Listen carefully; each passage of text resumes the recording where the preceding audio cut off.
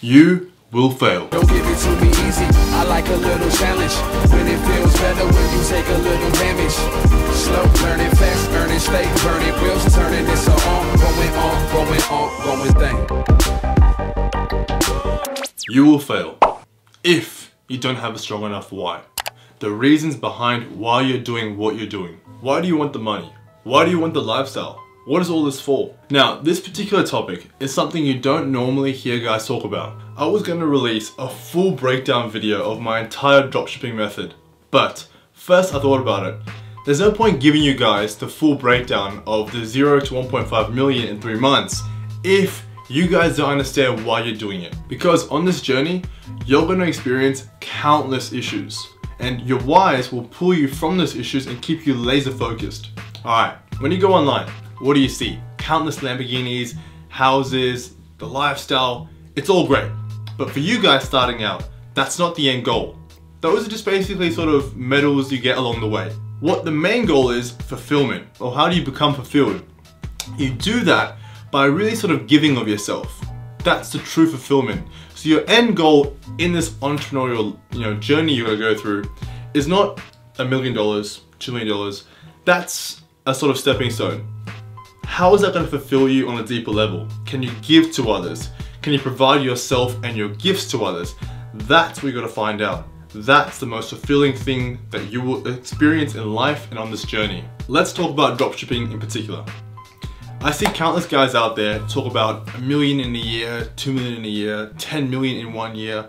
That's all great, but don't be fooled. It's not that easy and it's not that simple. These guys aren't chilling on the beach, smashing out some ads. That's not how it goes. Alright, so $1.5 million in 3 months. Outstanding results.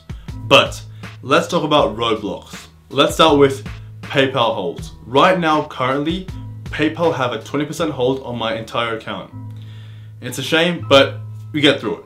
Second thing, about twice, Facebook have deleted my ad account, which I've got back and I still run with the same ads. But these are all sort of roadblocks that you guys don't experience along the way.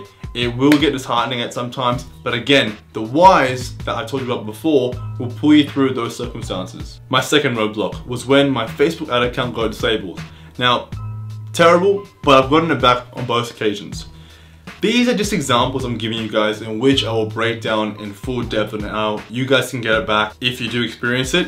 But these are examples of roadblocks. And again, if my why wasn't strong enough, like I told you guys about in the start, I would not have made it through this far. So take notes guys, find your why, and let's get started. So for me, what's my why? What's my reason? I've narrowed down my life goal into impacting 1 billion people spiritually, physically, and mentally. Can I teach people how to scale their lives financially? Can I give them the best sort of mindset tips, physical health goals to get the best out of life? That's what drives me. That's what motivates me. I'm an immigrant. So for me, one of my main sort of smaller goals is to retire my parents, to take care of them. And I'm sure it's the same for most of you guys. Your parents have struggled and suffered most likely throughout your childhood and are still suffering till this day. So if there's a way you guys can take care of them financially, physically, why won't you? How does it not drive you to push through that? The next thing most of you guys will experience is people telling you, you shouldn't do that. Dropshipping, money, success, business, it's not the right thing. Because why? Money is evil. It kills me when I hear this because people who tell you that money is evil are most likely people without any money. Money is the root of all evil.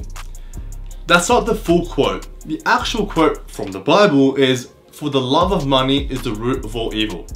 So what I'm trying to say to you guys is understand what money can do in life. It can help people, it can change people for the better. Your mum or your dad's in hospital. They need some groundbreaking surgery. It's gonna cost you thousands or millions of dollars. Money can help you. Money can do these things. So don't be fooled into thinking that money is evil. It's the will of money and the love of money that's evil, not money in general in itself. It's paper value. It doesn't mean anything. Now for me personally, it's been a 4-year long journey of little to no success. Countless hours, sleepless nights, empty bank accounts. Please do not be fooled into thinking that it's just 3 months, $1 million. That's not how the story goes, and I haven't portrayed it that way, but this is the real thing. 4 years ago, I quit university and I was just there for the wrong reasons. I was there to fulfill my parents' sort of dream of me, you know, going to university, graduating and living that sort of Indian lifestyle. Well, for me, I just couldn't do it. I had to do something different. I had to just sort of fulfill my dreams and my goals. And for me, that was first getting out of uni, because staying in uni and starting business, I just didn't feel was very fulfilling in the realm of business. And I was at it was a conference for business and real estate.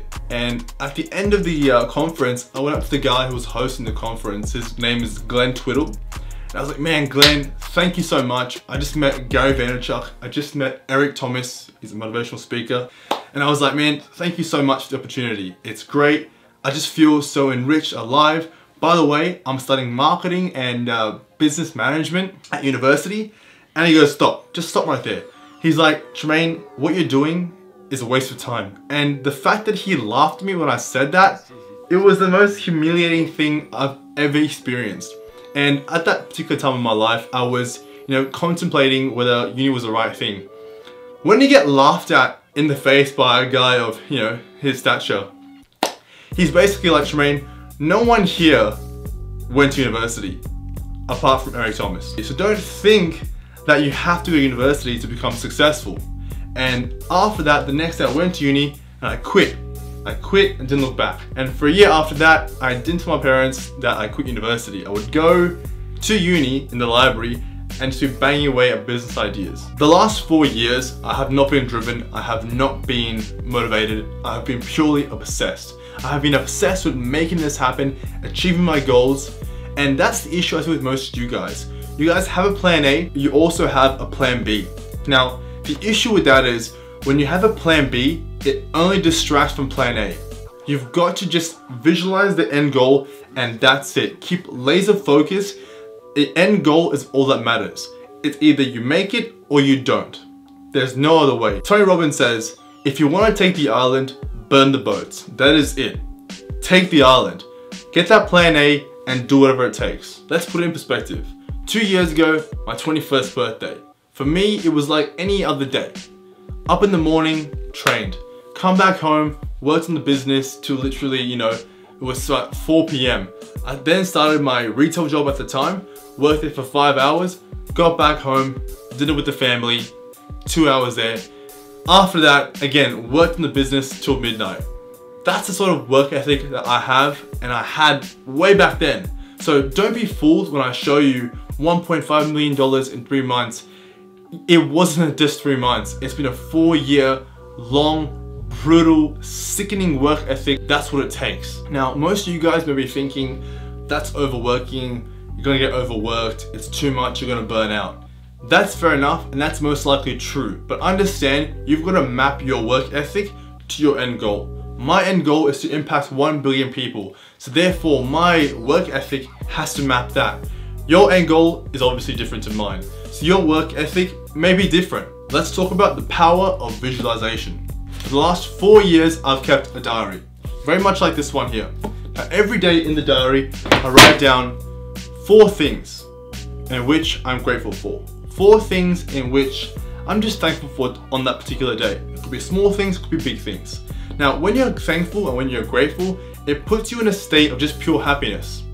The next thing I do is I write down my goals. My daily goals, but also my long-term goals and sort of mid-term goals. Now, for the last 4 years, I've written down every single day. In the last 4 diaries, I will be a millionaire at the age of 23.